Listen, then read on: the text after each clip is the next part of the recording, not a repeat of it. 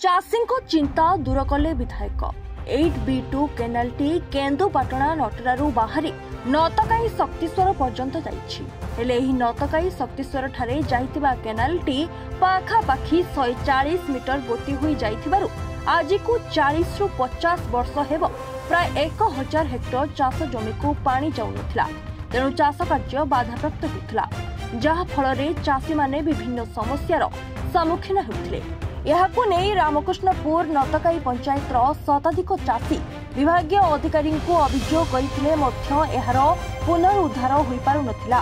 हेले गत 4 दिन पूर्वे अंचलर चाषी माने महांगा विधायक को भेटी रहितिबा समस्या को जणाइथिले। चाषी मानकर समस्या को विधायक ग्रहण करी त्वरित समाधान पाई जल संपद विभाग अधिकारी को निर्देश देथिले।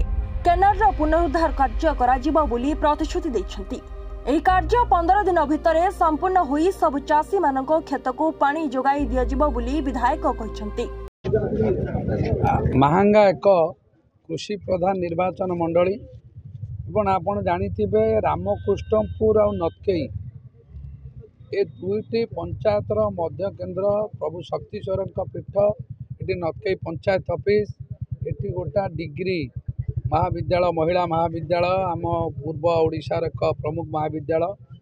ए दुईटी पंचायतर एक प्रमुख अंचल एटी पाखापाखि 140 मीटर केनाल दीर्घ 35 वर्ष हम पोती फल 1000 हेक्टर जमी जो मैंने नतकेई रामकृष्णपुर बॉर्डर रे सेमानकर चाष 40 वर्ष धरी ये हो पार नाला।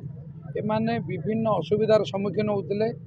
मु तो 10-15 वर्ष भितर विभिन्न अभियोग आमको देते जे केनाल पानी जीव एवं 2-3टी असुविधा अच्छी। लोक कहते जलसेचन करा जाऊ, कॉलेज भी अच्छी, ये मार्केट कॉम्प्लेक्स अच्छी, आरडी रोड भी अच्छी एवं 4-5 दिन पर ये किसी जनसाधारण आम समिति सभ्यों नेतृत्व में अनुरोध करते आम तुरंत कार्यक्रम करने गत सप्ताह योजना करूँ।